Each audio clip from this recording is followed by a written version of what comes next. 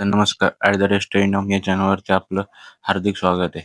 तर आज आपण बघूया की याच्या आधीच्या व्हिडिओमध्ये तुम्ही बघितलं असेल की कॉस्ट अँड वर्क अकाउंटिंगच्या सेकंडचे व्हिडिओ मी इम्पॉर्टंट क्वेश्चन अपलोड केले होते. आता आपण कॉस्ट अँड वर्क अकाउंटिंगचे थर्डचे बघूया की क्वेश्चन काय इम्पॉर्टंट क्वेश्चन आहे, मोस्ट इम्पॉर्टंट क्वेश्चन आहे. त्याच्यामधले तुम्हाला क्वेश्चन आहे ना, त्यासाठी व्हिडिओ आपण बघूया. तर आता आपण पहिलं बघूया तिथं काय दिलेलं आहे. आता हे क्वेश्चन कसे आहे की मी जे टॉपिक वाईज टाकलेले आहे मध्ये काही काही मिक्स पण क्वेश्चन, त्यामुळे तुम्हाला जे वाटतं ते करा. पण मी सांगणार आहे तेवढे केले तरी तुम्हाला काय अडचण नाही. तेवढं मी तुम्हाला बरोबर तुम्ही पास होऊ जाशाल आणि तुम्हाला काही अडचण राहणार नाही. आता टाईप ऑफ नंतर तुम्ही हा एक डिफरन्स करूनच जा. डिफरन्स बिटवीन स्टँडर्ड कॉस्टिंग आणि बजेटिंग कॉस्टिंग. काय बजेटरी कंट्रोल आणि स्टँडर्ड कॉस्टिंग काय हे तुम्हाला माहिती असेल. जेव्हा तुम्हाला टीचरांनी किंवा कॉलेजमध्ये किंवा तुम्ही जिथे क्लास लावतो तिथं शिकला असेल तर हे तुम्हाला काय करायचं हे तुम्हाला माहितीच आहे. नंतर टाईप ऑफ मटेरियल व्हरायन्स. आता material variance, type of labour variance तुम्ही हे असे पाठ करा की जेव्हा तुम्ही MCOMला MBAला जाणार किंवा पुढे तुम्हाला PhD लॉ करायचं तेव्हा जेव्हा तुम्ही हे करणार आहे, हे जे आता पाठ करणार आहे तेच तुम्हाला पुढे दुसरं काही चेंज नाही. त्यामुळे आत्ताच पाठ करताना अभ्यास करताना नीट करा.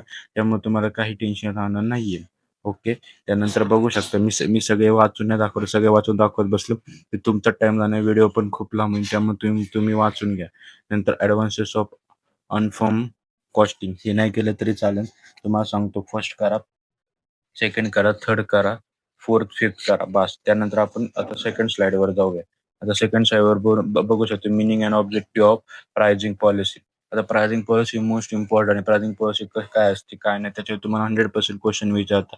प्रिन्सिपल ऑफ प्रोडक्ट प्राइसिंग काय आहे ती, मेथड ऑफ प्राइसिंग कोणकोणत्या मेथड आहे, तुम्ही कोणकोणत्या मेथडने प्रॉब्लेम सॉल्व्ह करू शकता, तर कोणकोणत्या म्हणजे ते तुम्हाला माहितीच पाहिजे.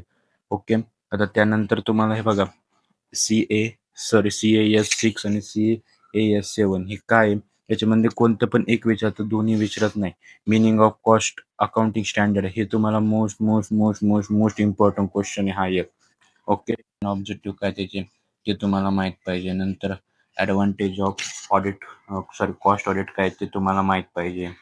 त्याच्यानंतर तुम्हाला हे कॅश बजेट काय, फ्लेक्झिबल बजेट तुम्हाला असेल तर ते माहित पाहिजे काय, आणि मोस्ट ऑफ द विचारले जाणारे क्वेश्चन आहे.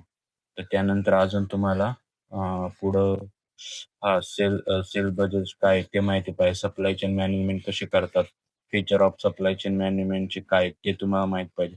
खूप खूप इझी बघू शकता. मी खूप म्हणजे खूप कमी क्वेश्चन दिले. व्हिडिओ आवडले असेल तर आपल्या चॅनलला लाईक आणि सबस्क्राईब करून ठेवा. कारण बाकीच्या सब्जेक्टचे पण व्हिडिओ मी टाकणार आहे इम्पॉर्टंट क्वेश्चन तेवढे करून देईल तरी तुम्हाला काही अडचण नाहीये. भेटूया नेक्स्ट व्हिडिओ. मी तोपर्यंत बाय बाय.